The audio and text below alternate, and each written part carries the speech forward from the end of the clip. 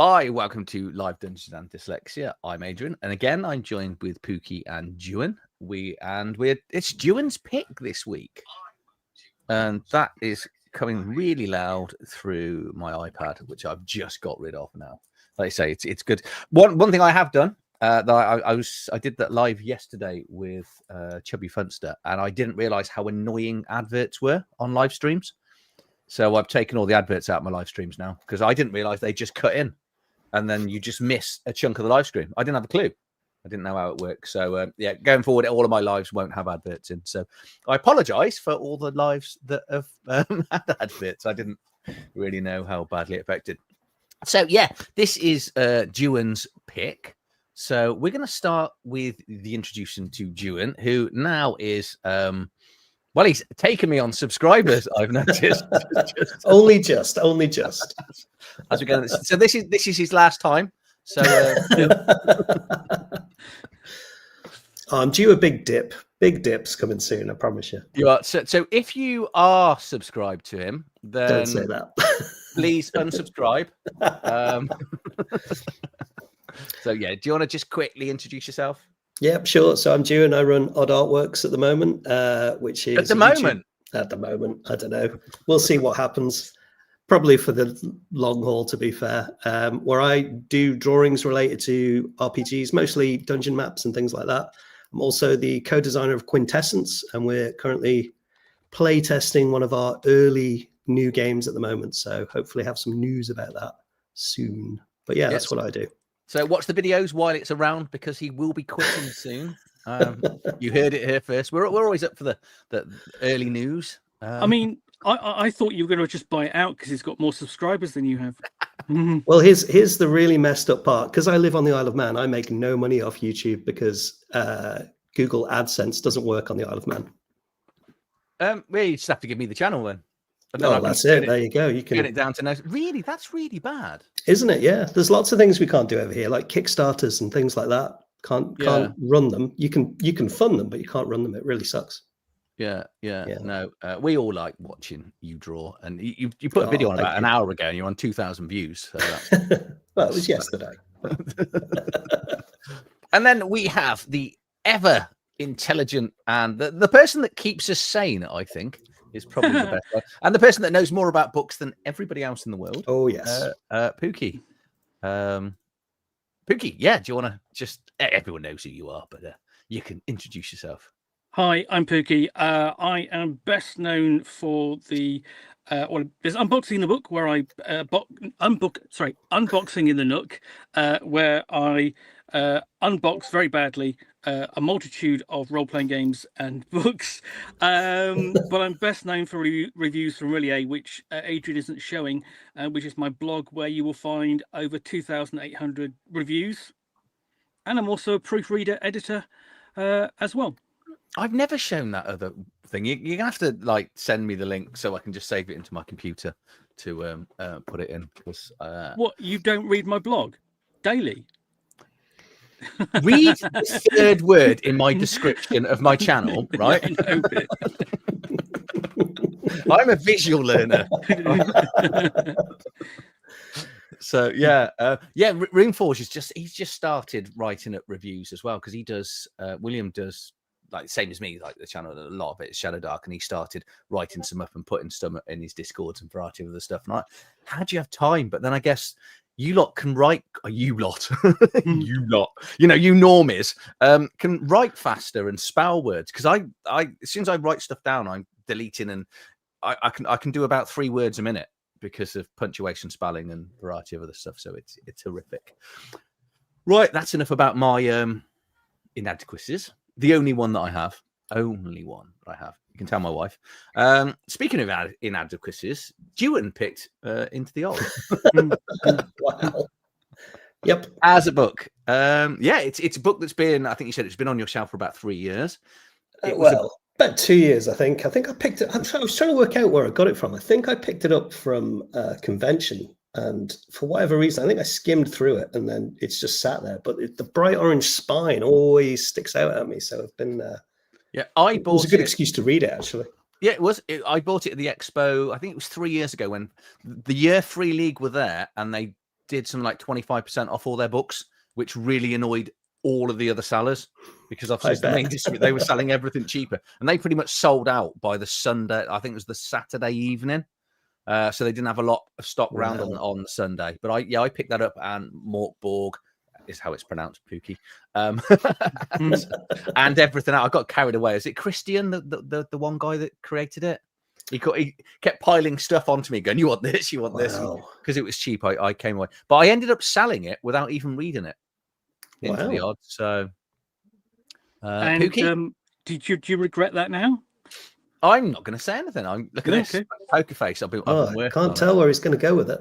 No, I've had a copy of this version since it came out, but I've heard of it beforehand, the original version, which is very stripped down, and I eventually managed to pick up a copy of that and review it. So I reviewed both versions of this game.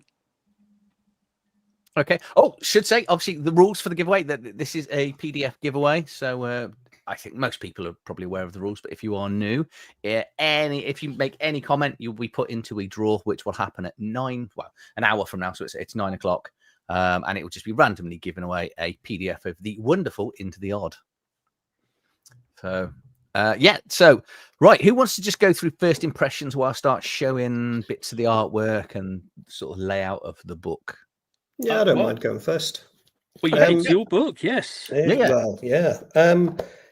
I wasn't sure what to make of it because I really didn't have a clue what it was. And I actually really liked it to begin with. The layout's very clean. I heard that the guy who did all the Morkborg stuff was the graphic designer on it. And I thought, oh God, this is going to be a nightmare. But actually it's really clean. It's easy to read, really clean and laid out. Really love the illustrations. They're so kind of quirky and almost Dave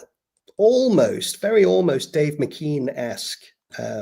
Maybe a bit more knocked back than that, but like I love it. Absolutely loved it to begin with. So, well, it was the best thing I've ever had until I started eating. That's it. Yeah. But my first impression is very, very positive. Pookie, I'm going to start writing some names down. So if you want to sort of pick up. Same again. And looking through this book is just the simplicity of the clean lines of this layout. It just makes it really accessible. And then it's coupled with this artwork, which is a lot of it is collages and things put together, and that sort of echoes a kind of sense of mystery and weirdness to the setting. You go, what's that? Who's she? What's happening here? That this is promising a very strange landscape ready for sort of like exploration. And I think the other thing, as Juan said, is that it's the layout is by Ewan Knorr, who did the art punk layout for Merkborg, Adrian. Morkborg. Did you say Morkborg? Yeah, he meant Morkborg. Yeah. And I know a lot of people have a problem with that layout because it's of its punk, sensibility. But here, it's really is designed for accessibility. Yeah. So I think, because obviously we then re-looked at it, because when I bought it originally, it was very cheap, and then I looked at the retail side kind of price, and I thought my first impression was actually I think this is a little bit expensive because it's around about £30 give or take for 162 pages. And it's one of the small books as well, so it's not full A4. But having never looked at it, I opened up inside. So the front cover, nice, bright, vibrant orange. I got inside and I was like, this is horrible. This is that artwork where people take nice pictures and then they draw graffiti all over their faces and stuff. And I was like, I found it really off-putting. And I know the two of you are going, this is beautiful. And I was like, I absolutely love the artwork in it. It's so refreshingly different. That's why I liked it. I don't like it. But then I was drawn in because the words and letters were really big. So it was the amount of words on a page is very small. So it made it very easy and quick to read. So yeah, it was art design wasn't for me, but layout and colors. So before we get into good, then we've got a question here from Semper Buffo. Have you ever reviewed Lex Arcana? I haven't reviewed it, but I have played it for quite a while.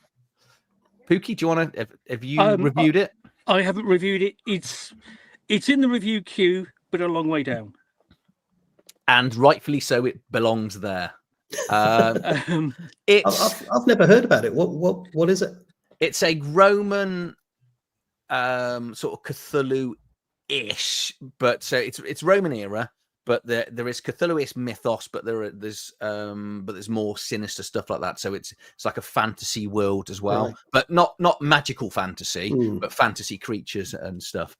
And the world is brilliant, but the mechanics, there's this weird grid like constellation type things, a little bit like Skyrim, where you can go off on different paths. And the dice, and I can remember all of us, we were playing it and we gave it a good go. I think we played it for a few months because we loved the world, but it just hard work sort of, when some systems try to just be so clever that it just didn't work with us. That was the downside. So but yeah, beautiful thing, which is where I'm hoping Cthulhu Cohorts is going to jump in for me, because that's the same sort of era, but with a dice mechanic I enjoy. I know a lot of people don't like the 2d20 system. But have you looked at Ave Cthulhu, which is the Call of Cthulhu official Roman setting? That's because that's based on 6th edition, though, isn't it? No, it's not. There is a 7th edition. Oh, is there a 7th? Okay. Yeah. So I will seek out the 7th edition. I thought the one I looked at, I think was 6th. Yeah. So I didn't realize it was a 7th. There is a 7th edition. Yeah, it's now published by Golden Goblin Press. And in the interests, I will make clear that I do occasional bit of editing for them, and they're very nice people. Okay. So I'm obliged to say that. I will say that for legal reasons and the gun in my neck. I need to say Lexicana is sort of like, it's just one of a number of Italian role-playing games that have just sort of like seemed to have come out and been published within the past sort of like 3 or 4 years. We've had all the rash of Swedish role-playing games. Now it's the Italian role-playing games with things like Outgunned and Household, and one I have don't look at is Brancalonia. Yeah, people love that world setting, don't they? Even though it's 5e, that gets a lot of good feedback. Yeah, I mean, that one is fantastic because essentially I went, this is Oliver. I mean, if you're of a certain age, if I just went, this is Oliver Reed, the role-playing game. I'm in. Well, when he was on Wogan, that particular evening on Wogan. 100% in for that. Yeah. I'm in. But the world books, if you pick up the world books for it, Semper, if you want really good Roman lore, I thought it was absolutely amazing. It was one of those that we were just consuming the books, but you didn't want to. Sometimes the books are better than the play, but you still want to buy and read the books. But you might enjoy it. Anyway, let's get to the good points of Into the Odd. Who wants to go first with good? Ewan, this is your fault. I mean, this is your choice. Okay, good points. So I've mentioned the artwork, even though Adrian's not a big fan. I really liked how different the artwork was than it really makes you look at it and makes you guess rather than it just spells it all out to you straight away. I think it's got the fastest character generation of any game I've ever come across. And that might sound like a detriment, but actually I think it's really good.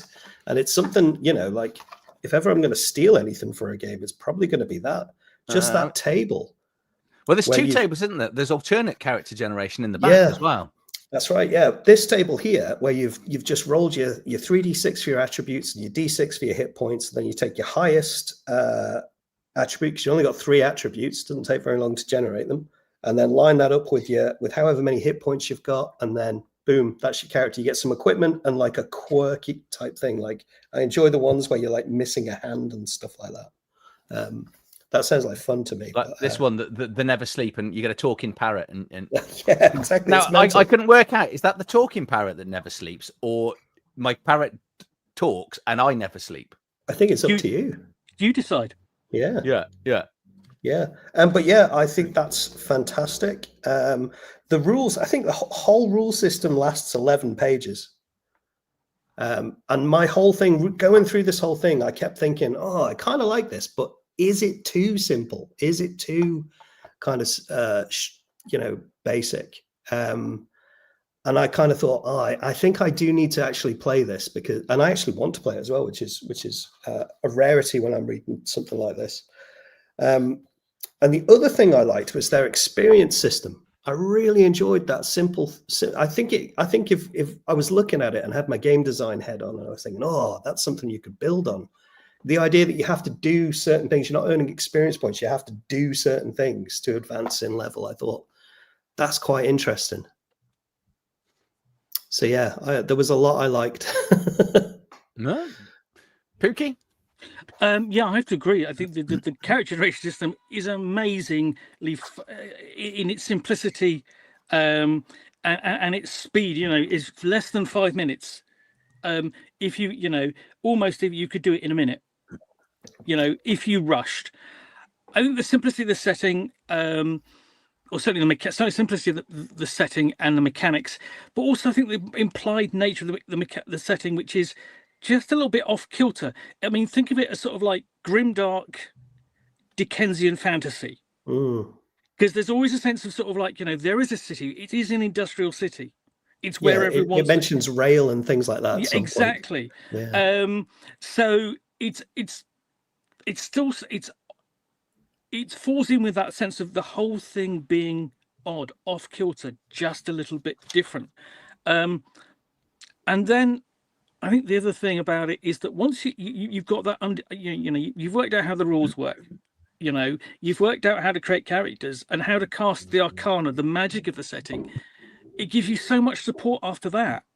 You've got some adventure sites. You've got a complete hex crawl to go through if you want to do that.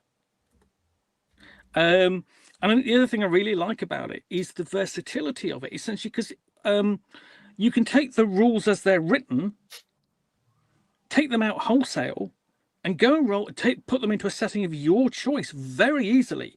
There's a setting called a visitor's guide to the rainy city, which describes a city where it is perpetually raining, and basically what happens when you live there and you've got like sentient albatrosses and things like that, and it's agnostic. Some of the later books are not quite so agnostic. They are actually written for the Into the Odd, but it's perfect for sort of like a setting like that. And it's also flexible as well. You can add your own details into those tables and do what you want with it. But if you wanted, if you wanted to take a game, say, oh, we're gaming tonight, what we're playing Into the Odd. Do I need to do a lot of work? Well, each person is going to be rolling the dice. That's basically them done in 5 minutes. All you need to do is read the rules. That's probably 10 minutes if you work hard at it. And then you can prepare the first scenario and be playing, really quickly. Yep. Okay. So I haven't got a lot in my good section. This was not two weeks in a row. I haven't had the most amount of joy, and I'm gonna have so much hate for this. So it was clear to read. That was one of my things. And the only other thing I could find was the back. I thought there was an awful lot of really useful tables at the back of the book, for random tables for generating stuff. But that's it. I found no. I can't say anything else, and I'll explain why when we get into the other bits that I struggle with. But I'll just show the tables at the back. It's called the Oddopedia or something, isn't it? And it's like just got everything you would need. It's a really, really clever. I like how the borders are kind of color coded as well. That's quite useful. Yeah. So this is just random, and there's things like random tables for meeting family members and what they're doing and names and this bit, like connections of of stuff. It's absolutely I love stuff like this because I sadly just sit there just rolling dice and then seeing things that happen. But you can take this out and put it into any game, and from a games master's tool, I think this is by far the most useful part of the book for me. And there's lots of it, lots and lots of random tables. But sadly, that is where all of my positives end. Oh, Oh. So, I mean, that doesn't sound well for the final vote at the end. Well, no, 2 weeks ago, you managed to pull me back, didn't you? You were like, no, you've been getting this completely and utterly wrong. Where, and X-Crawl, yeah. Yeah, you did. You did. You didn't I've slept on it, me. and I'm not sure you convinced me right, but I'm still looking forward. I'm looking forward to playing it. So. I mean, honestly, you should come to DCC Day on Saturday. You might get to play X-Crawl. Oh, Saturday! This Saturday? You say this Saturday? Oh, yeah. Oh, I've got to file down my toe hair. So, so good. Rich H is with me. He's not a fan of it. Thank you. Oh no, that's a slight spoiler. I'm slightly spoiling ahead of. Well, I mean, it's not the same level as as a Year Zero engine. So it's we all know where the votes are going to go for that. So it's a D20 system. D20 system is good. I'll give it that one. D20 roll under is okay. I think we all prefer rolling over. However, Dragonbane is really getting me because for some bizarre reason, give me a D100 system and roll under. Absolutely fine with that. No problem with that whatsoever. If I roll 12 89s in a roll and fail all night, doesn't bother me. On a D20 system, if I roll 18s and 19s all night, it's really annoying. And the weird one is you roll a 20, you go, it's a crit. No, it's not. Yeah, that's always been my problem with roll under systems is we're kind of predisposed to roll high, aren't we? And no. I don't have a problem either way with the dice. It's just a system, and I love Dragonbane. Dragonbane is such huge fun. It's great. Actually, you guys have really changed my mind on roll under systems. I've always not been a fan of them, but the more I've been talking to you lot and the more we've been looking at kind of games that use it, and it's like, okay, maybe I was wrong on that. I mean, this is why Rich H is my favorite subscriber. Wow.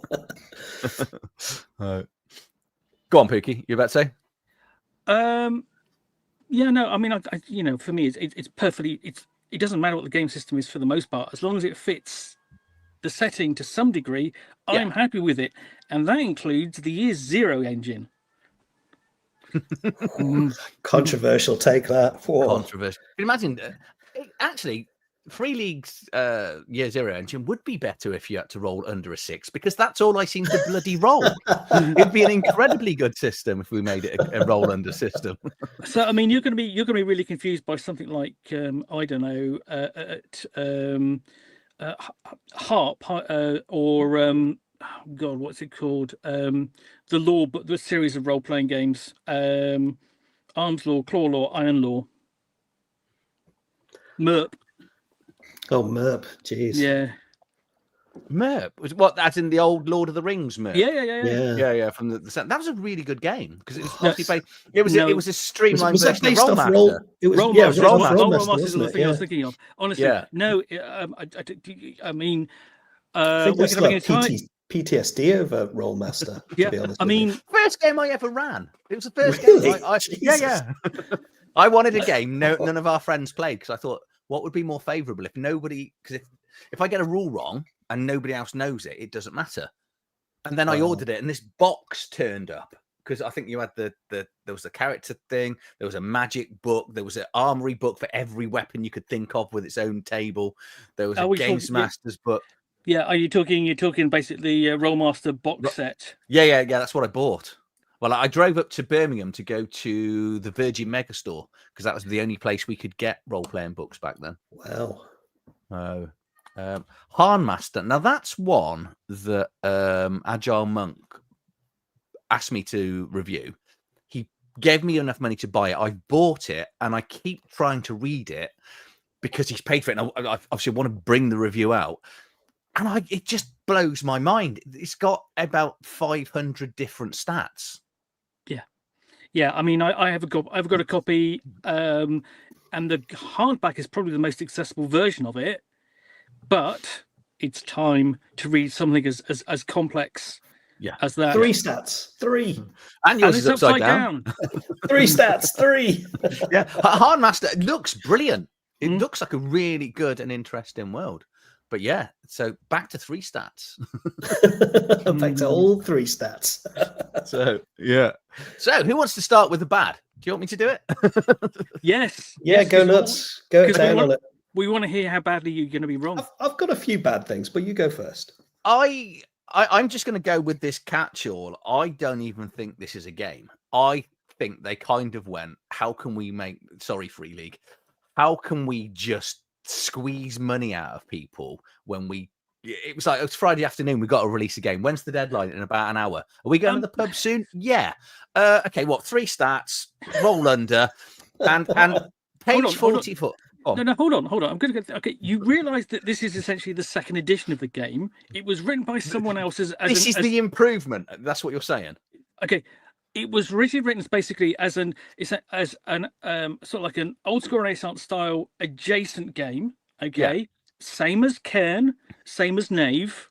Yeah. Okay, it's in the same. Okay, the Free League essentially has upgraded, given more content, given the Orpedium, okay, giving you some content to play more than was in the original book, and putting it into a very nice looking book. Okay, no, well, come on. You hold that nice looking book thought. Okay. Oh, okay. So this is the big problem I have, and the reason I say there isn't a game. 3 stats is not a game make for a start, but it then goes. We can't be bothered to give anything any stats. And if there's no stats or abilities, just assume everyone's got a 10, right? That's just ridiculous. This is taking Daggerheart to a different level of utter laziness. And then it goes, well, if there's no rules in the game, use the luck roll here. Roll a d6. If it's high, go to the players. If it's low, go against the players. The referee decides kind of what happens and what constitute as high and low. That's not a rule. That's we don't know what to do to finish this game off because we've got to be in the pub in 5 minutes. And this game has really set me off because it kind of annoyed me. It's got 7 monster stats in the whole of the game. So it's going to get tiresome very, very quickly. What sort of game only brings out 7 monsters alongside it? And then we get to the pre-written adventure, which is half of the book, right? And this looks like a child made it with post-it notes. There's my negatives. Wow. I pull me back round from that. Okay, the map thing. I think that's a very deliberate artistic choice, and it might not be everybody's cup of tea. But what I will say is, it is different. Yeah, it is. It's very different. I think different is good. Yeah, in this case. Yeah, what it's echoing with that design choice is, okay, this is the sort of map that your player characters are going to draw as they go through. Yeah. Okay, it's echoing that.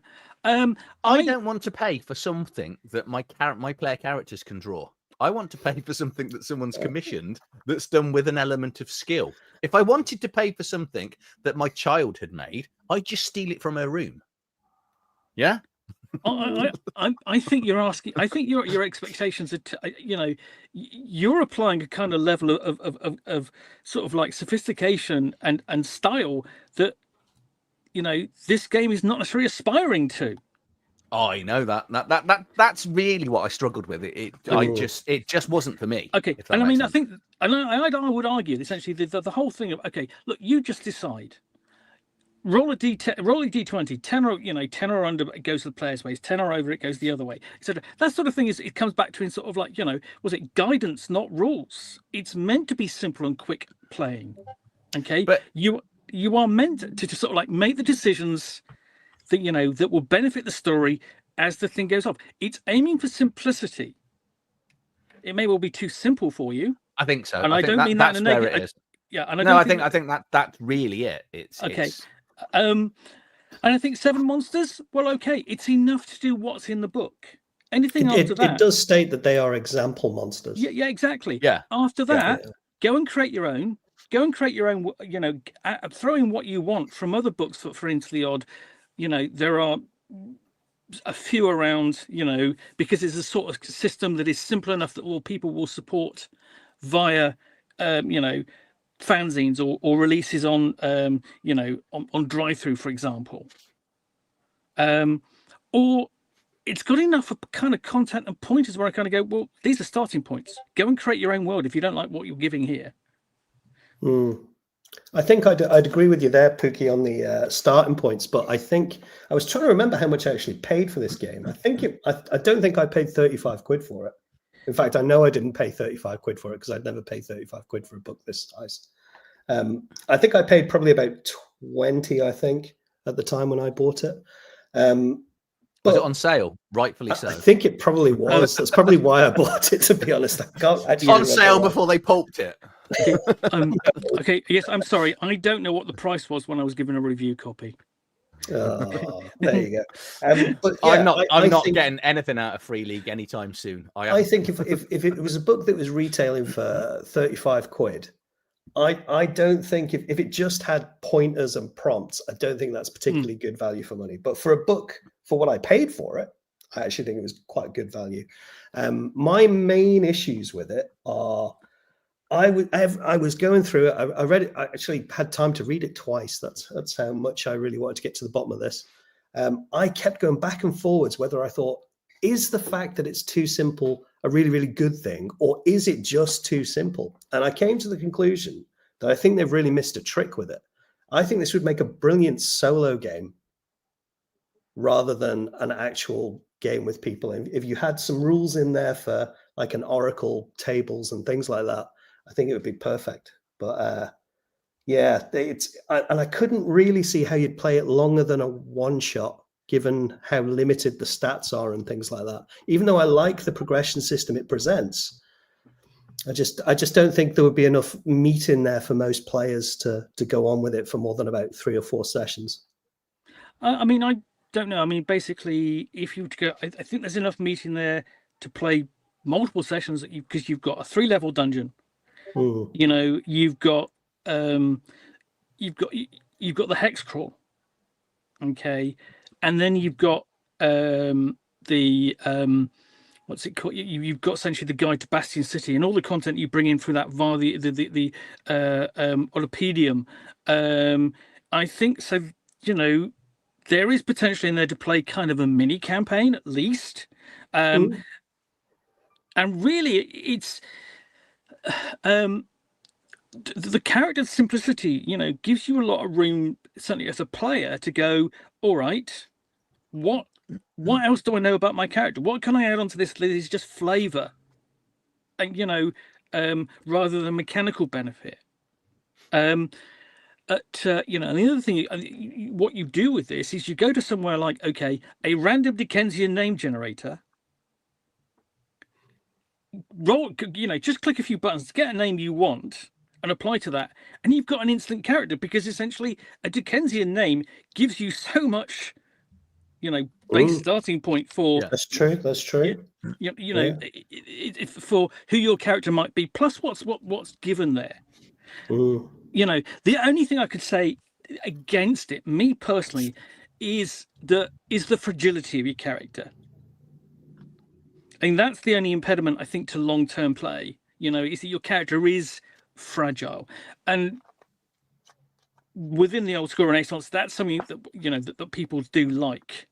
But in something like Into the Odd, I think there is the characters are more fragile than others, and that same thing applies to Cairn, and it applies to Knave, which are essentially the sister games to this.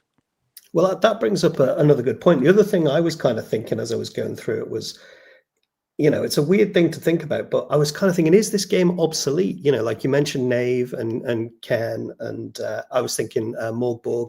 Do they do what this is trying to do better, thus making this a bit obsolete? Yes. No. Okay. Okay. I mean, in the terms of something like Knave or Kern, they more or less do the same thing. Okay, because it's very similar. It's really very much in terms of tone and setting that you're exploring within the settings that makes the difference. So in this, I mean, Knave and Cairn are focused upon sort of like types of fantasy. This has more of a near steampunk feel, more industrial feel, and more sort of approaching sort of like, you know, a weirdness coming from the changes to society because of that. So there's that to explore. So it is offering something different.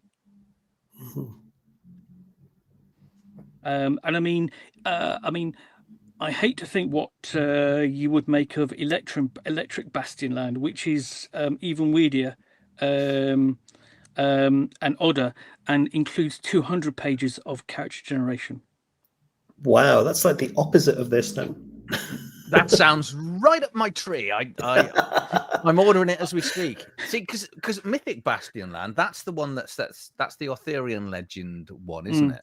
Yeah, it's like 50 quid. It's crazy. Yeah. It's so it's actually this has actually put me off buying it because I was like but that's what I'm curious to see now, because I know Quinn's has done a review of it and I haven't watched it yet because I was like, do I get? Is it something else I'm going to end up buying that I'm never going to play? Because I've just gone quite bigly into Mithras, which is an amazing game that I may or may not have a review coming out. That's because it's really good in the next few days. But yeah, there's a few people kind of saying, you know, the price point is a little bit steep for simplicity, and it's like 50. Is that Canadian dollars? What's CAD? I don't know what that. Where's CAD? That's Canadian dollars. That's Canadian dollars, isn't it? So yeah. Well, I mean, Canadian dollars isn't. Yeah. But yeah, I've just looked it up. It is 50 quid. Yeah. Is it? Yeah. Yeah. Quinn's reviews are great. They are. Quinn. I've been watching Quinn's for years. I watch the board game reviews that they do. I don't watch him because because I don't tend to avoid. I don't watch other people's reviews for obvious reasons. Yeah. They're very entertaining though. Yeah. I haven't watched many of his. I think I've watched one of his role-playing ones, but yeah, I used to watch a lot of the board game ones just to decide whether I want it, because they always used to put two sides to it, which was quite good as they went on. But since now, I don't buy board games anymore. I don't. Well, other than Unmatched is about the only thing that I buy, because I can solo that, and it's like a collectible card game but with little minis. And they just had the Witcher one come out, which is I quite like the Witcher. So it's quite good. Cool. But yeah. So if anyone knows anything about Mythic Bastionlands, is it the same system? I should probably watch Quinn's review. I think that'll probably cover it. So Pookie, any more good stuff that you're trying to convince? Any more good stuff? No, we're doing the bad stuff, aren't we? We're doing the bad stuff. I've done the good stuff. Bad stuff. I think I'm done with the bad stuff. No, I'm going to go with the bad stuff. Is that Adrian's reaction to it is entirely wrong. No, you can't say that. You can't say people are wrong of their opinions. That's not how the world works anymore. You have to just take on my sympathies and my personal feelings, because you've hurt me now. Well, this would be a good question then, because when I was looking at this, I was thinking, who would I run this for? Who would I expect to play it? And for the longest time, I was thinking, is this for like new people getting into it? Because it is so simple. But then the more I got into it, it was like, no, actually, you need a reasonable amount of knowledge to run something like this. Yeah, I don't really know who it's for. That's the problem. Although it's got an exceptionally good example of play in the middle. It does, yeah. Yeah, I mean, that's, if you've not come across a role-playing game before and you're going to get mystified, you're going, what's this? Because it is very written in a very light style. You get to the example of play and I go, I think you might get this just from reading that example of play. Maybe. Yeah. I still struggle to think who it's actually for, though. That's my... I'm just going to go with people I don't like. Because then they wouldn't want to come back again. So if you've got a house guest that won't leave, you're just going to bring out Into the Odd. I'm going to make my wife play it. Wow. Wow. Good job no one's watching. Oh. Yeah. Well, what can I say? Good luck in with all finding... honesty, I think you're right. You couldn't do this with inexperienced people because it's going to give people a wrong impression of role playing. I think because it's not as light as you think it's going to be. No, because with only 3 stats, it makes it, I think, quite heavier than the games master and the players have got to do quite a lot of shifting to try and. You've got to get, and that's why I didn't like that luck roll, which is why I like Mortborg, because you're playing off 5 stats in general, and 5 is about enough. 3 is too few, and I think that becomes the issue, if that makes sense for me, because I'd struggle to run this, and there's certain players I know that would struggle to sit around because you think. Your initial reaction, oh, I could do this with my kids. It's really good to do with my children because it's nice and simple. And then you're going, okay, well, you're going to have to make, and they go, why are we always just making the same roll for everything? And that is, I think, that the bit that makes it difficult. That's the part that got me. I thought that would make things a bit dull, maybe. Yeah. Thank you, Maya. Thanks for joining us and for the gifting membership as ever. Incredibly kind as always. Thank you, mate. I mean, I think the 3 stats together most situations. Yeah, but what I mean is, especially if you roll poorly, because we all like, I do like 3d6 just roll down the thing. I like that. But normally, if you're doing it across 5 or 6, it's like when I was talking to Chubby last night when I did my Shadow City vampire. Seriously, I didn't have one. I had 1 stat above 10. Right, and that was my cognitive. I think it was the intelligent, which is why I was the bright one. But I still only had that at 2, and 2 other people in the party had that at 3. So the only good thing I was good at, I was still the 3rd best in the party. But when you're putting that across 3 stats, it does make it a little bit. Yeah, but it could be quite swingy. Yeah, but at the same good time, or badly. But at the same time, you've got lower stats, but you're compensated during character generation by having extra special bits. Oh no, I'd only get 1 hit point, and I'd always be asleep. I do like saying that. I did like the magic items or arcana. I thought that was very deep and varied. So that was. I probably should have written that down, but I was too busy being childish. But going, I just want to go into this with no good things. I'm going to go. Here's my list of no good things. So, that's how I felt last week.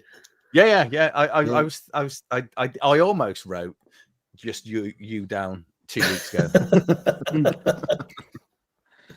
Yeah, I think I don't know. I think my biggest, I genuinely like it, but my biggest issue is other than playing it as like a palate cleanser between games, or if half the group can't show up that week, that's the only time I think I'd play it, unfortunately. Yeah, I mean, I think probably agree with you. I mean, it's great for sort of like doing smaller. I think it's great for doing smaller things. But I mean, if I was running, but at the same time, I was looking at the setting I was looking at earlier, a guide to a rainy city. I would adore visiting that setting, and using this system for it would be perfect. It's light enough, not going to get in the way for you to go and go and explore that world. And I think it's not an intrusive system. Well, like Loot said, I think that's a good way to look at it. It's like a skeleton to add your own stuff to, isn't it? Yeah. It's definitely because the one, leaning onto the channel a bit, people talk about Shadow Dark being a great experience for one shots, and you can do it in a quick session.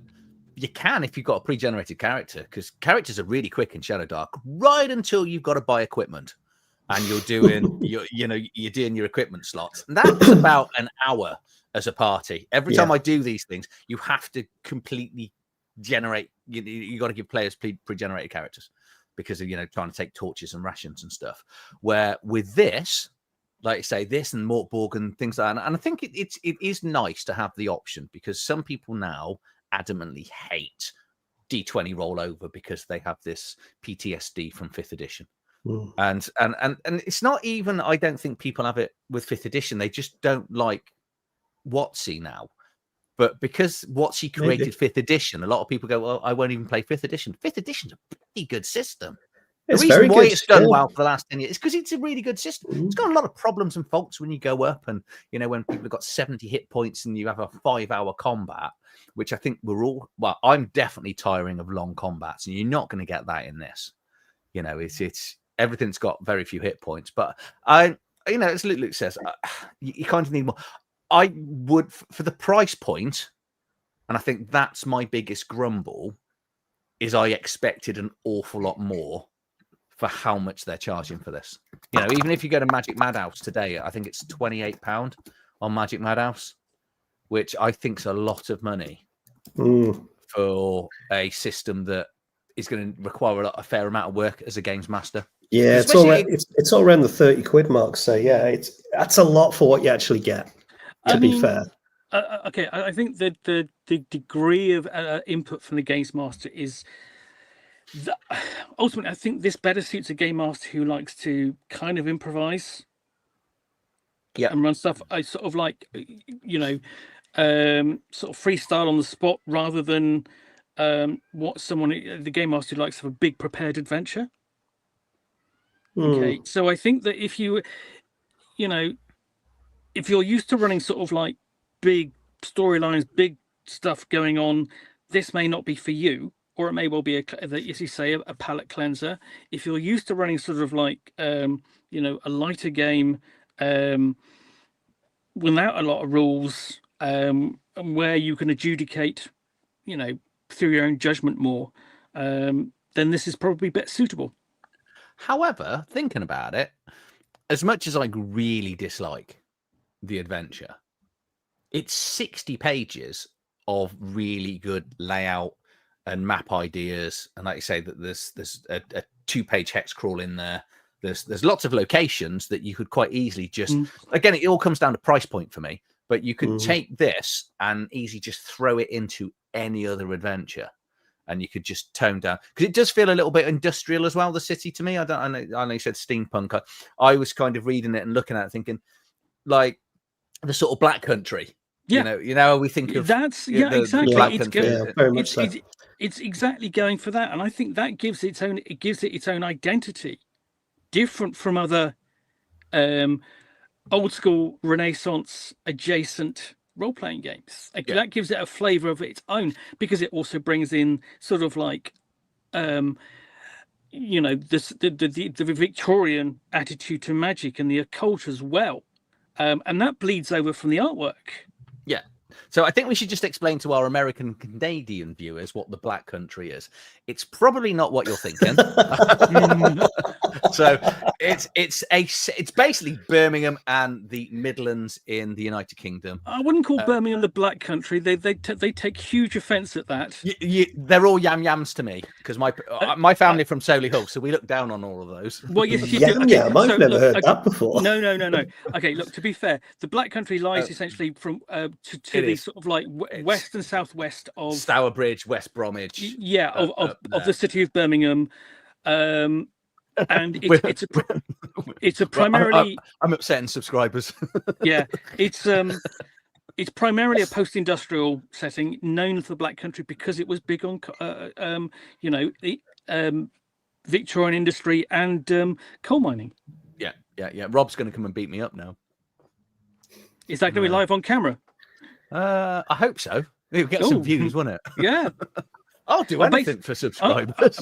I'm just now waiting for basically not anything. I'm now waiting for him to walk into your room right now and start thumping you. Just be this fist that comes through. Yeah. Lie sideways. I mean, what he needs to do now is just text your wife, and she'll come upstairs and slap you. Yeah. Yeah. Okay. Do you want to play Into the Odd? So we've got a question. Off topic. I think most of you are in the UK, apart from Dewan. Dewan's not in the UK. Not technically. No. Although he is in the British Isles. One could argue that I am on the British Isle because it's right in the middle. Yeah. Not many people would argue that, though. No, he's on the Isle of Man, just so. So yeah, they refuse to be British, English, Welsh, German, Scottish, whatever it may be. We're Manx. We're Manx. And that doesn't mean that makes them manky. No, MANX, Manx. Yep. Yeah. Wondering your views about 5e Monster of Merca setting. I don't know what this is. So No idea. I don't know. And the thing is, there are so many releases for 5th edition and 5th edition adjacent content that difficult to keep up with all of them. Has the release of all the third-party 5e stuff gone down since Watsy's kind of reputation, or is it still at the level? I don't really keep track of it. I don't know whether it's at the same level, but it's constantly appearing. You'll see stuff coming out. I looked at some really quite good scenarios released from Ghostfire Gaming for Free RPG Day that were all 5th edition scenarios, and were roughly analogues to Ravenloft, Dark Suns, and Spelljammer in their own setting, but they're all really very well done, and adventures you don't want to go and play. I mean, you look at something we've already mentioned it. Brancolonia is a version of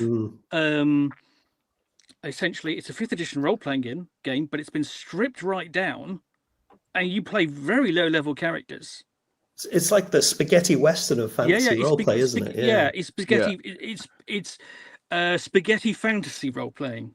This looks like Kobold Press the way they do. Yeah, it does. The 5e circle, doesn't it? Yeah, it's not something I've seen.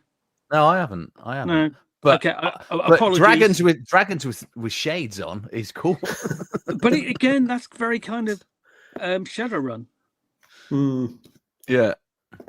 Oh, we've got a Star Wars version. Well, it's not Star Wars because obviously you can't. Well, you can't top West End's D6 system, can you? So, you know what? Did you watch the video I did on Sunday, my weekly update thing, where I looked at the top games played by a professional. Oh yes, yeah, and you got very angry at the list. Oh, the list was terrible. But on there was Star Wars 5e. And I couldn't work it out. Is that there is a Star Wars 5e, and it looks bloody amazing. I was going to record a video on it, but I'm struggling for time to get it in. But this, it looks really good because you got all the rules and stuff on the website, and you can create the characters on here, and you got loads of. Here we go. Let's just pick up the species. And it's got all the images of all these species that you can play. So I'm presuming this is not official. No, it's not. But from what I can work out, I think they probably can't sell this. It's just on the website. Yeah. And you can create your characters on here and there's a Patreon, I think, that you can sign up for. So it's obviously as unofficial as you can get by officially using stuff. And I guess if they don't charge for it and they only Patreon for it, then they're not breaking any laws or rules. Wow. I guess. So is that Star Wars using 5e rules, or is it? Yeah. So it's 5e rules, and I'm like, I'm gonna have a look at that. And interesting. That's gonna go back. Very interesting. Who knew? I was with you when I was watching that video. I was thinking, there's not a 5th edition of Star Wars. I know. We would have heard of it. We would have heard about it. Yeah, and Pookie would have been going 5th editions. That's definitely the best one because it's better than that Fantasy Flight version that no one plays. Do you know, that's the only edition I don't think I've played. I got corrected because someone said because technically they think that the Wizards of the Coast version, so that the 3.5 version is 3 different versions. I still think it's one. Ooh, they were 3 different eras. They were technically splitting hairs. They did like a revision of the rules right before they gave up the license, but like I wouldn't exactly call it a new edition. Yeah, it was like 3rd edition and 3.5. It didn't feel that different. Yeah. They changed the shape of the book. Yeah, that was something they did. But yeah, I try not to get into arguments with people over the internet. Weird. Some of the things. Wise advice to live by. To be fair, I know. So here we go. I was going to run Star Wars. I'd use 5e. Yeah, I'm with you. I love West End games. Ewan loves West End games. Pookie hates it. Pookie likes the Fantasy Flight version. Yeah. But you're right. I think if I was going to run Star Wars today, I think I'd give this 5th edition a go. I'd I don't run have it to worry using, about the rules. I'd run it using Savage Worlds. Yeah, but I've got to do a lot of work then. If you know what I mean. I don't like doing additional work unless I have to. Oh, is this why you don't like Into the Odd? Because you're work shy? Yeah. But No. there is a lot to do, I think, with Into the Odd. I think Yeah. you've got to. So okay. So you've got 2 minutes to get a comment in if you want to be in for a chance to win this incredibly good PDF. 3 stats, use all the luck skills, every ability is a 10. Other than the 7 creatures that are included. Ready to play content. Yeah, it's 600 pages of adventure. It's a beautiful book. Yeah. Beautiful, great artwork that's spoilt by all the graffiti.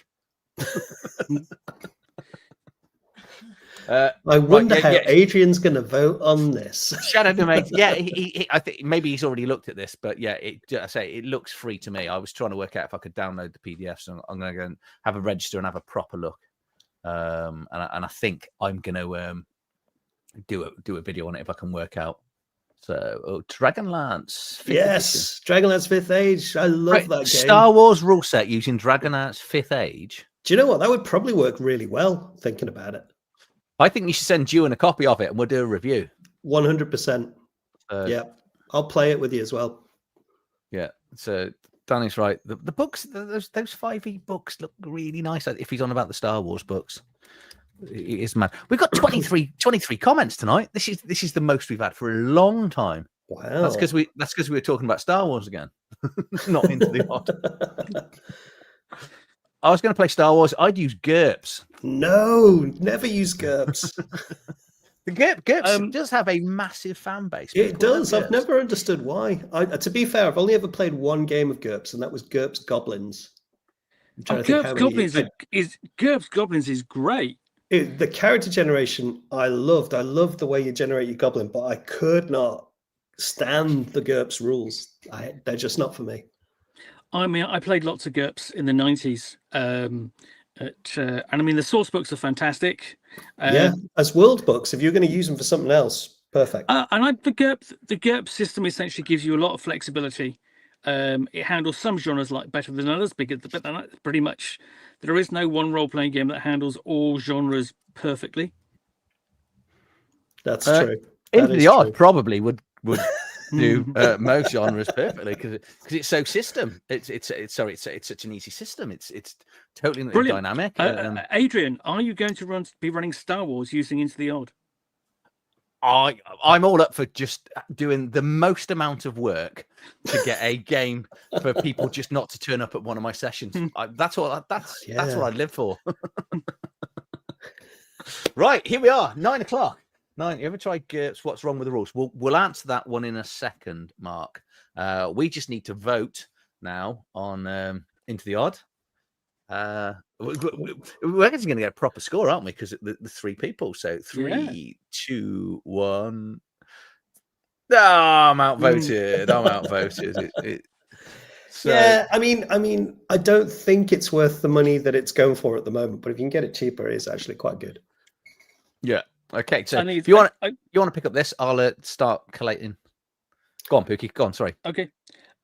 What's wrong with the rules? Okay, some people find that they are overly detailed, clunky. It's an 80s game rules system where that is can get very detailed. Probably not as detailed, perhaps, in terms of its granularity as, say, the hero system. But if you are looking for a role-playing game that's going to cover most genres reasonably well, most settings reasonably well, and is incredibly well supported in terms of absolutely superb source books, Oh god, any setting you can think of, there's a GURPS book for it. I mean, GURPS Steampunk is great. If you are looking for a set of alternate histories, there are 2 volumes of those. There's even a GURPS Prisoner book based upon the 60s television series, which is amazing. And if you like your weird science fiction, look at GURPS Riverworld. And in the meantime, we've got a the spinner wheel. to do. So we've got 24. I'm Ooh. sure there was someone said don't put me in, but I can't find the comment. So if they happen to win, we'll just re-spin it. So let's get the wheel going. This is the last one of the month. Here we go. Ooh. It's 25. I think that was Better with Bacon. I think he was the last person to just come in and comment. I think that's who that's going to be. Let me just unshare this. He deserves to win it because he also likes Dragonlance 5th Age, I think. So yeah, 24 is Better with Bacon. Yeah. You've won yourself the tremendously good. I hope you like doing a lot of homework. It's a good book. Yes. The tribunal has decided it is a good book. Yeah, it was Rob and Helen said they didn't want to be in. Luckily, he didn't win this week because I think he won. He's won 2 out of of them, which is still. Fallout was originally based on the GURP system. See, it was going to be, but yes, there were editorial choices made that Steve Jackson Games decided it wasn't going to be. Yeah, I like this because Pookie always wants to slap me because I always confuse GURPS with riffs. Because they've both got 5 letters and end in S, right? And I can't for somehow I don't think I've ever played GURPS, but every time I think of GURPS, I know I always crap over Palladium, but I'd play Rifts over GURPS any day of the week. I certainly.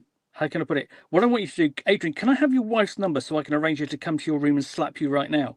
From what you told me the other week, you already had my wife's number, so I'm starting to think you must have been lying over all these weeks. Well, no, okay. There's a potentially interesting setting in Rifts. The mechanics, I would just go, oh my god, no. And then I basically would ask the question, who designed the layout of this book? And sort of like deserves to rot in hell. It's one of the worst organized books ever presented professionally. It's What's that? Rifts or GURPS? Rifts. GURPS is fantastic. GURPS is amazingly well presented. No. Which edition would you go for GURPS? I think I've got 4th edition. I don't think it's particularly good. And it's clean and it's accessible. Okay. The problem with Rifts is that everything you want in order to even just create a character is in the wrong place. It is utterly. It's sort of like it's put in the contents are put in random order. There's no logic to it, and it makes characterization basically not impossible, but essentially taking hours. Oh no, I know full well Palladium books the layout is horrible in all of them. Yeah, but they quite often have quite nice artwork here and there. Though. Yeah, decent. The artwork is decent. There are some fun ideas in there. But the other thing about it, and certainly with the Rifts core book, it's just you have these characters with an incredible sense of scale, dealing out amazing amounts of damage on one end, and then basically being able to do nothing at the other end. And sort of like, how do you run a campaign? That's nuts because you could end up playing it's a vagabond or what are the mech pilots where they start off with like a mech or something. It's stupid. Yeah, there's no advice on running that campaign and which ones you need to which occupational character classes you should have and shouldn't have for a campaign. But I mean, it's always a problem with Palladium books. I mean, this year is the 40th anniversary of Teenage Mutant Ninja Turtles. Oh, I've actually got a copy and of that Other Strangeness. Okay, yeah. And I think that's probably my favorite of their role-playing games that they published. The thing is, it's quite a slim book. It's accessible, and you know what you want to play with it. Has their latest Kickstarter come out of that yet? Because no, they read it about 2 years ago, and everyone's like, "Don't back this," because I think everyone's still waiting for this. They big are pretty project. bad for getting Kickstarters funded. Charlotte, who I design games with, she funded it, and she's still waiting. So I know it's not been fulfilled yet. Yeah. Because there's one game that they haven't sent out, wasn't there, at the time? Was it the Robotech one? It was the one, with all the minis, wasn't it? Was that? Yeah. I think yeah. they had a licensing problem or something. I Yeah. can't remember what it was, but Yeah. the thing that blows my mind about Palladium is that if you look at a book that they put out in 1983 and a book that they put out last year, layout, writing, everything is the same. Yeah. Yeah. That's what blows my mind. It's like, how have you not moved with the times? How have you not changed? It's crazy to me that. Yeah. I mean, the thing is sort of like, I mean, I look at the organization and sort of like in riffs and thinks, oh my God, this is so 19th century. Yeah. But, the book covers, because the book covers are so amazing. They are good covers. That's why people buy it. And like you say, you get into it. And I remember, Well, I mean, I made the Atlantean Tattooed Man, which was like a really interesting thing. And he was nowhere near as good as he should have been. And everyone else was considerably better. Yeah. Because there's absolutely no balance to the game whatsoever. Nope. No. Whereas the thing is, with GURPS, you'll get balance. Yeah. Because you basically, it's a point buy system. So, you will be spending points to buy your attributes, your skills, your advantages and disadvantages, and you'll be all on the same points. Yeah. And what you'll get more balance with is Star Wars 5e. Let's go back to look at that. I'm very intrigued by that, though. I'll be honest with you. Yeah. I'm currently backing a Star Wars Shadow Dark on Kickstarter that is just funded. But I don't know. He wants something like £450 to fund, and he's just hit it. So it's one of those that it can be difficult to want to carry on. How Star Wars is that? Is that kind of Star Wars like, or this is Star Wars with Shadow Dark? Do you know what? I'll show you. Let's go into it. I'm just going to get into my Kickstarter first, just in case I accidentally share something that I shouldn't. Because being the idiot that I am, I go, here you go. Here's my PIN number and my account number, and here's the only one password I have for everything that I've got. Excellent. Just getting my screen capture ready. So here we go. Here we go. Shadows of the Star Knights for Shadow Dark. So yeah, it's just hit funding. Okay. But it's just getting nothing. There's no interest, and you don't know whether there was only, no one's obviously done a Kickstarter video on it, anything along those lines. It's the second project that's funded, but 10 languages, 10 species, 10 classes. It's got an example of one of the classes I seem to remember. But there isn't a lot in here because, hold on, it's gone. There was. There you go, the scum. But I think they probably just need to go away, maybe close down the Kickstarter and just have a think about presentation, because there's nothing in here, which is what kind of puts you off backing it. Stretch goals locked. Well, what are the stretch goals? Even though, some stretch goals you don't need, but there's not a lot in here other than this just looks like ideas. If you get what I mean. Chubby Funster says he's designed a hidden Star Wars game. A hidden Star Wars game. A hidden underground Star Wars game. An underground hidden Star Wars game is what he said. Oh, he's told me to check out your Discord. Yeah. It's going to be another dick pic, I bet you. My life, eh? My life. Just full of dick pics. I know. Yeah. I'll stop sending them to you. I'm sorry. Oh, don't. It's loading up. I'm going to show this. Oh, I'm going to show. No, it's fine. Ewan keeps sending them. His wife appreciates them. Well, I'm going to show this bit on camera. That's what Chubby's just sent me. That's the front cover. So, wow. Oh no, that definitely is his penis. Yeah, old. Yeah. Right, talk amongst yourselves for a while. I was going to say, Chubby Funster, we were talking before the stream. Very excited for your Shadow City Kickstarter when that launches. That should be good. Vampire Shadow Dark sounds brilliant. Yeah. I'll put that down. I'll come back to that in a bit. Is it everything that you hope it would be? I can't concentrate because I'm not very good at reading, obviously. And then when people talk to me, so the artwork's really nice, but I can't kind of tell the system that it's based on. So he said, made that PDF as a layout design proof of concept just to work with the super good Star Wars art. Oh, okay. Yeah, there's lots of art, and then there's words in here. Words. 91 pages. That's a big proof of concept. Yeah. It's like, oh, I'm thinking of getting into music. I'm going to write a couple of songs. You can send them off the record label, then send in 30 albums worth of them. And go, what do you think of that then? Yeah, I've made 10 prog rock concept albums. Yeah, there yeah. you go. He's right though. The artwork is pretty sweet. Am I going to get told off for this? Lucasfilm will just cut your internet off. Look at that. Look at that. Nice. Is that Lobot? Oh, it's got. He uses some D6. I've seen a photo of D6.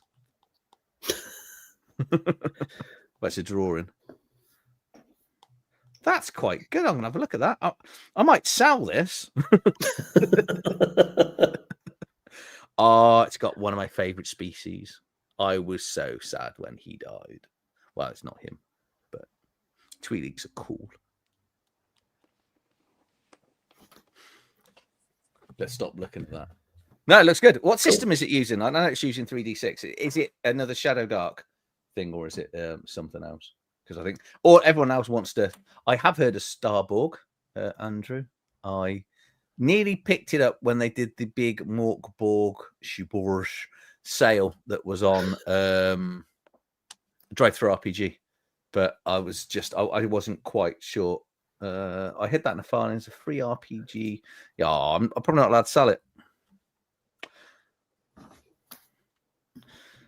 Well, I'll call it Star Wargs. No one will ever know. Han Solos. We'll go with that. So we're going to have to think about what we're going to do next. Yeah. So I think we've got 2 Wednesdays off. And we're back. The next Wednesday is... Well, I think we're doing it properly. It'd be your turn to choose next, Adrian. So the 6th. Yeah, I'm here the 6th. I'm not here on the 20th. So we're going to do one. Yeah, we can do one on the 6th, and then whether we fit something around either for me pick. Yeah. Oh, that's quite nice because I'm going to pick Quintessence. You mother. I think I might be a bit biased reviewing that one. Yeah, that's the problem. But what that would be your first 2 thumbs up game. That how would you react if we start just going? This is go to town on it. Yeah. You know, as I used to tell people, opinions are like assholes. Everyone's got one, and most of them stink. Mine doesn't. What, your opinion or your asshole? Neither of them. Yeah, both of them do. Both of them are awful. So yeah, I don't know. Yeah, we'll have a think. So yeah, we'll be back on the 6th to do it. So we were saying off camera, we're gonna try and find a 4th. So if anyone's in the stream that wants to come on and do this every few Wednesdays with us, we've struggled to keep our D'Artagnan going. They just keep dying, don't they? They do. It is good fun doing this. Yeah, it is good. So I'm going to throw something up in I think in the Discord, or obviously if people want to comment on the comments. But I suppose it's just the problem of international times for some people, isn't it? But, and having a camera. Go on. So the question is, what genre do you want to cover this time? I don't know. I want to pick something that I haven't reviewed, and for obvious reasons. Well, genre-wise, we've done fantasy. We've done a few fantasy. We've done a couple. Did we only do one sci-fi? Was it Coriolis? Yeah. Coriolis, yeah. And we did Delta Green. So that's our investigative Lovecraftian horror. Yeah, we've already said that we can't do Star Wars West End games because we were going to do that this week, and we were like, it's just too old and out of print, which is a little bit difficult. Well, you can download it. So yeah, we're not going to do Alien, because the problem is we've done too many free league games. And Alien is excellent. I think we all agree Alien is an excellent game. But we could probably do with doing a non-free league game. We've done Warhammer. I'm just kind of thinking I'll find something. What about Vampire the Masquerade, Victorian age? What about Heart? I sold that. Okay. What's the other one they did that I bought that I haven't Spire. played? Spire. No, not Spire. It's like a one-shot type thing. Eat the Reich. Eat the Reich. That was it. Yeah, Eat the Reich. Yeah, I thought that's quite a good idea for a one-shot, but I can't imagine anyone's going to play that for a long term or several times because what's it, a game about a vampire killing Hitler or something? Is that something like that? Yeah, it's such a pretty book though. Yeah, I mean, I'm going to be playing it at a convention in September. Yeah. All right, fair enough then. This is good. Do you want to review that? I don't know yet. I don't know. Yeah. This is Greek mythology. Well, it'll be a bit different. We've not done a mythology-based one yet. No. Yeah. Oh, what was the one you were talking about before? The Arthurian one? Was it Mithras? Mithras, yeah. Yeah. Mithras is absolutely brilliant. And this is the English one based in the Arthurian age. Because Mithras is just it's a rules agnostic game. So it's basically, from what I could work out, RuneQuest 6th edition. Right. Seems to be sort of off it because it's not quite. Well, I mean, essentially, Mithras predates what would have been RuneQuest 6th edition, which got a very limited release. It's got various different settings. Right, there's a classic fantasy version, which is essentially designed.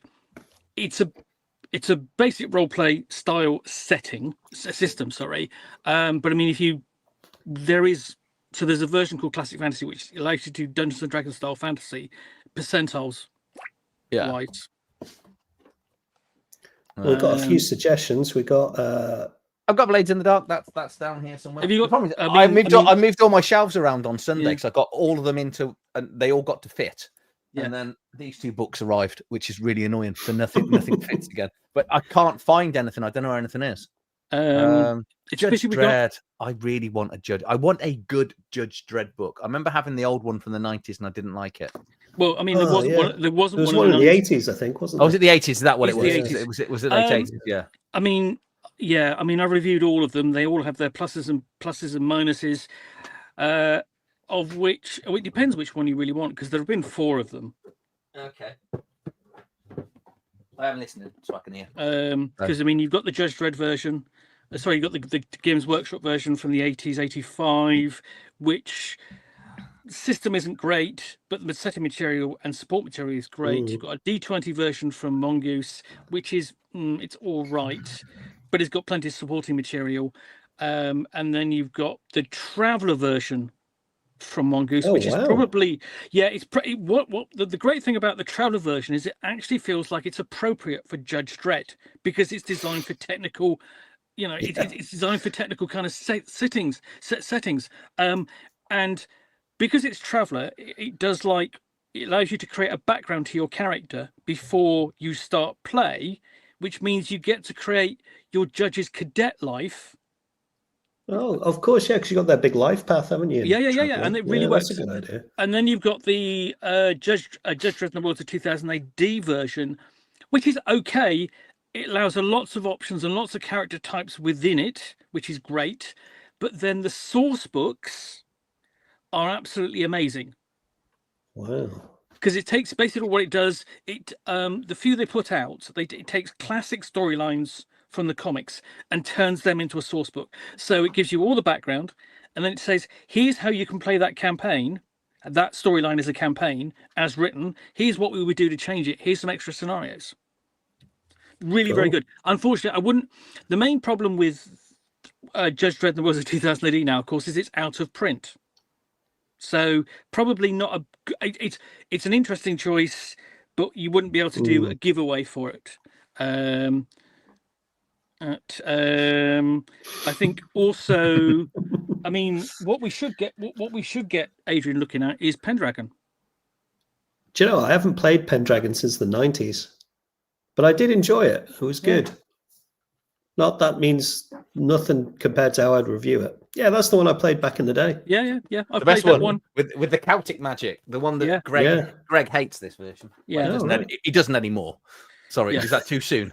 It probably is a bit too soon. I probably shouldn't have said it quite like that. No. That much too soon. It wasn't meant like that. Okay. Yeah. So, but I've got the 6th edition because Kelsum sent it to me, and I was really quite surprised how good the 6th edition is. But this actually is a bloody good shout.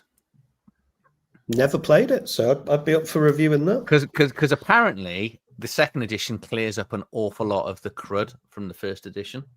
But I don't know what this is. I don't know what this is. Oh, Nope. don't. Sorry, I mean, the Morrow Project. Don't go there. Honestly, bad game from the early 80s. I so want to do it now. Now you've said that. I mean, it's really for people. I mean, honestly. Or maybe Project, this. Maybe this. Morrow Project is a role-playing game for people who like their guns. So maybe we should do Star Wars 5th edition. Well, the problem, maybe, Yeah. but I mean, you can't really do a giveaway. Is the main problem. I can give him a link. Okay, here's a link. Here's a Well, link with a anybody free can have website. that. Everyone's Anybody a can have winner. that. Yeah. There you go. So yeah. Traveller 5th edition's been suggested. Is that the latest version? Well, it's going to have to be Mongoose. So I've got the Mongoose 2nd edition. Yeah. Is that count as 5th edition? Or is 5th edition a completely different edition? Because I get confused with Traveller. Well, the thing is, I don't think you can call it 5th edition because essentially, I mean, I've got multiple versions of Traveller. I'm just trying to think. Regional Traveller, Mega Traveller. Carbon Grey is an alternative history World War I setting using West End Games D6 system based on some comics That does Andrew sound good. loves. Yeah. We'll have a quick Google of that, I think. So I do Cult 4th edition, but I'm not sure you'd all be up for wanting to. I like Cult. I played Cult years and years and years ago, and I loved it, but nobody else in the group did. Yeah, but this latest edition is probably it's basically Marmite. Oh, okay. I don't know if you feel the same. People either love 4th edition or really hate, because the original edition was the D20. I seem to remember. Yeah.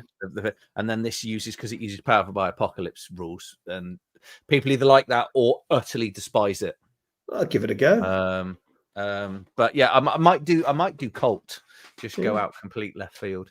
I'm on the cusp of whether Cult goes out of my, because everything behind me are games that I plan to run at some stage. That's the only thing I now keep. Right. So if someone sends me stuff and I'm never going to run it, it will go out. It will just go to giveaways and stuff like that. And old books that I've got, this is stuff that I plan to keep. Anything else I plan to just read, I've got PDFs of, if that makes sense.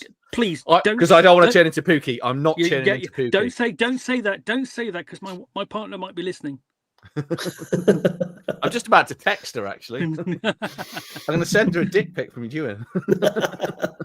You all love them. All of us. I mean, what's so surprising is that Ewan knows so many people called Dick. I know, it's weird, isn't it? Yeah. Common name over here. That Carbon Grey does sound very interesting. If I could spell, I'd just written Carden, and that's why it didn't turn up. Oh, Carbon Grey. Apparently it's a colour, so Google tells me. Okay, let's just Okay, found it.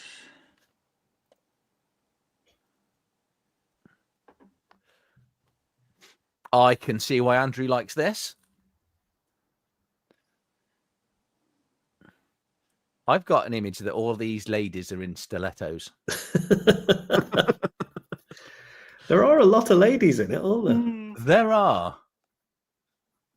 That, going back to if it goes back to that previous page, that looks very much like Slay Industries art. Some of these creatures in here. We talked about doing Slay at some stage as well. Yeah. That'd be a good choice. That does look good. That is nice, isn't it?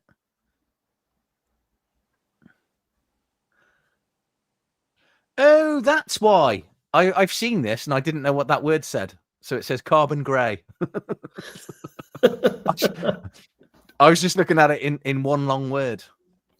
So life in my head is difficult some days. Yeah, that is true. He does know where I live.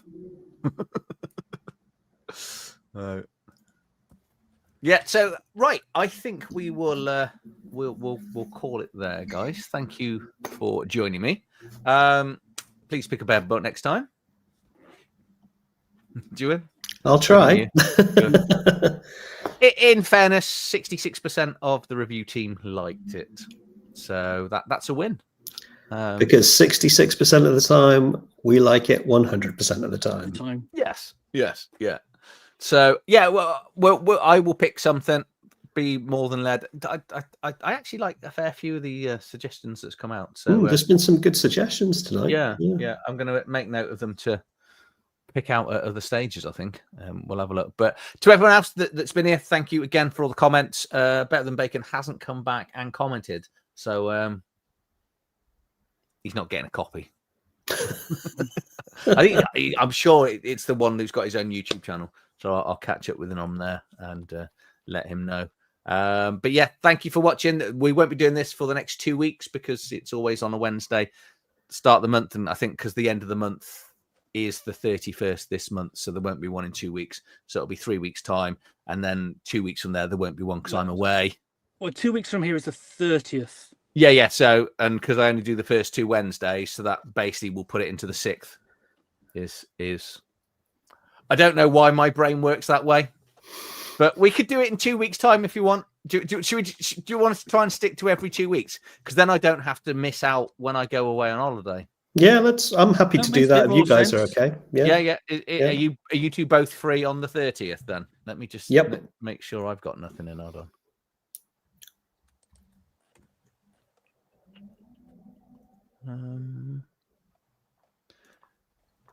That week because I think Coriolis isn't happening next week. I think that's it's all gone a bit quiet on that front, hasn't it? Yeah. So let's do the 30th then. We'll do that then, because then that means that we should be able to get something done on the 13th, because I'm here then on the 13th. I just invented continuous time. I was just laughing at that one. I can't help the way my brain puts things into how it needs to go. I don't know why. It's like I only release my pre-recorded reviews on interviews on a Saturday because that's when they have to go out, because it's a Saturday. I don't know why. Okay. I feel really sorry for my wife and kids. But so yeah, we haven't said anything. No, it's perfectly fair. So yeah, for everyone, thank you for joining in. Thank you for all the comments and ideas. So we're back in 2 weeks with whatever it may be. We'll decide. I'll just decide over the next couple of days to give people plenty of time to have a look at it. But yeah, Ewan, Pookie, as ever, thank you for joining in, and for everyone else, Beer, thanks for shares, etc. So we'll see you soon.